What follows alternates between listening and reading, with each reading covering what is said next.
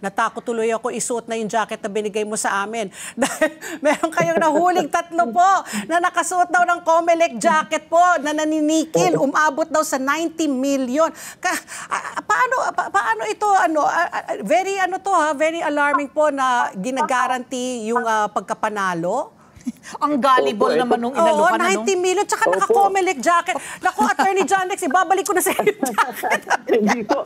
Hindi naman po yung damit lamang ang issue dito. Sila po ay nagpapanggap na taga-Comelec at may taga-kilalang Comelec at kaya daw nilang imanipula ang halalan, papanalunin yung kinakausap nilang kandidato. At isa pa pong nadiscover namin kahapon, magkasama po kasi ang Comelec at CIDG sa operasyon na ito.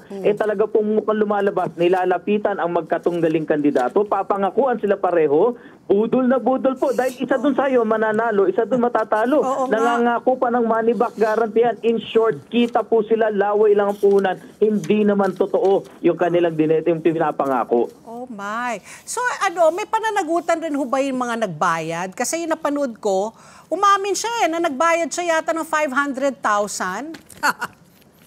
Opo, sa ngayon po wala kaming nakikita pang batas na nagpe-penalize dun sa tao na nagbayad dahil gustong manalo. Pag tignan niyo po kasi, iba po ito doon sa vote buying Hindi botante ang nilapitan. Hindi po taga-Comelec. Estapador sila po ang nag-uusap. Kaya po sa ngayon hindi po namin makita pa kung aling batas ang applicable para ma-penalize siya. Ang importante po at pinaprioritize namin dito mahabol ang mga sindikato na identify po at kinasuhan na po sila. Yung iba nga po at large para magkaroon ng whole departure order kung sakaling tatakas po meron tayong lookout sa kanila. Oh my. Okay, so moving on. So grabe so may mga dapat talaga yung mga, paano po yun? Kunyari may kandidato, kunyari tumatakbo ako at tapos may lumapit sa akin at gagarantihan na mananalo ako. Pwede ko bang isumbong yon or entrapment operation po ang gagawin? Kanino isusumbong? Sa pulis o sa Comelec?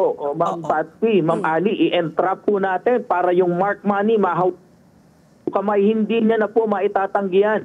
Natitrace din po namin yung kanilang mga phone records. Kung akala nila ligtas po sila, nagkakamali po sila. Kaya nga po, ipagbigay alam niyo sa amin, katulad po nung kahapon, ng inyong kaligtasan, tutulungan po namin kayo, mahuli lamang po sila dahil napakarami po gumagawa po nito. So, Comelec ang takbuhan. Dapat ang Comelec ang isusumbong para kayo po ang magse-set up ng entrapment with CIDG. Tama po. Pwede rin po sa PNP, pero ang maganda po kasi Comelec, pinagtutulungan po namin katulad nito na maganda po yung resulta ng pagkaka-operasyon po natin.